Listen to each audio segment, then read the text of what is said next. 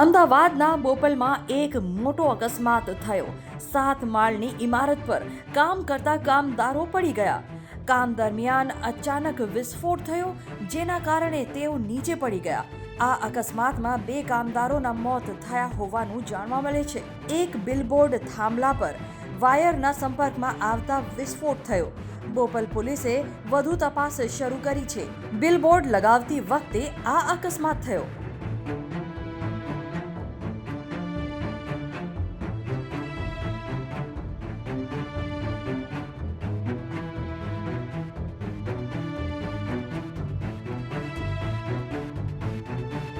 પ્રાપ્ત માહિતી અનુસાર અમદાવાદના બોપલમાં ભાગવત બંગલા સામે વિશ્વકુંજ 2 નામની 7 માળની ઇમારત પર કેટલોક કામદારો વીએસ જ્વેલર્સ માટે બિલબોર્ડ પર કામ કરી રહ્યા હતા। બિલબોર્ડ અચાનક ઇલેક્ટ્રિક પોલ વાયરના સંપર્કમાં આવ્યું। અચાનક થયેલા વિસ્ફોટથી કામદારોને વીજ કરંટ લાગ્યો, જેના કારણે તેઓ 7 માળની ઇમારત પરથી નીચે પડી ગયા।